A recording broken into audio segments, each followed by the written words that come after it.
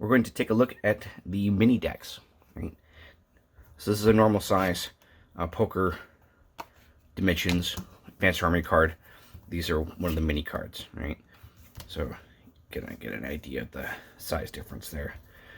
You can stack them like that, but you commonly see these format cards with things like mini poker decks, or I think Fantasy Flight Games used to use these in various games. But I'm a sucker for all types of cards, so I decided to try these out. These are totally optional. You don't have to, not required for use with any of this other stuff. This is purely if you want them to have fun with them, right? Okay, so let's go over the mini loot cards.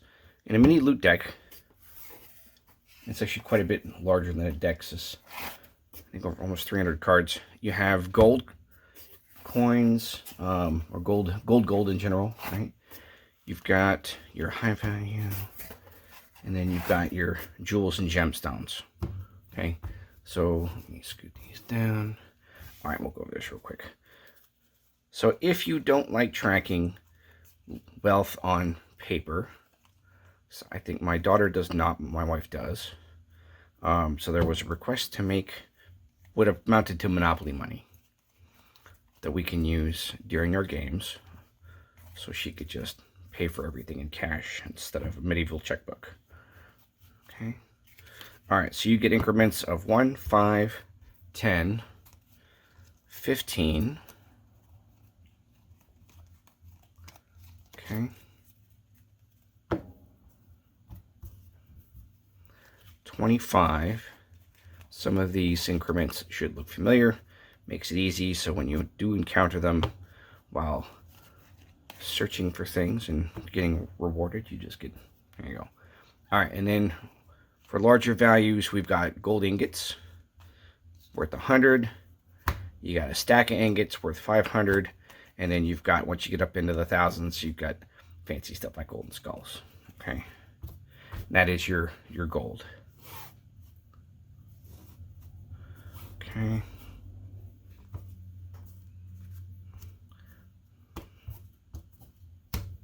Oops.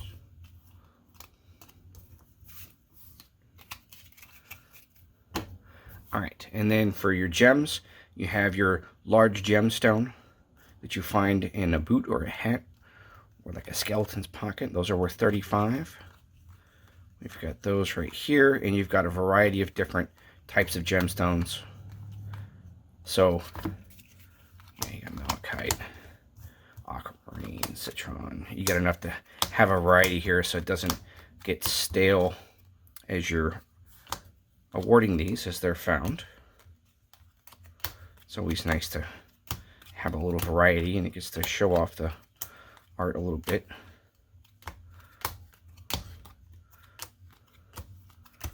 Okay. All right. So there's your 35 gold large gemstones.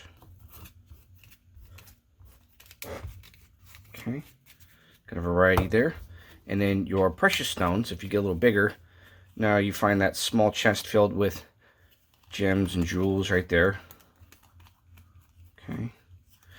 And then to keep it interesting, you've got precious stones, which have the same cash value, just to mix it up a little bit. You get sapphires, emeralds, rubies, all the classics. Okay. There's a diamond. All right. Boom. There's your 50 gold gems. Now we get into the larger denominations to help make this a little more interesting. You've got diamonds, and then you get elemental diamonds, because that was super fun to do art for.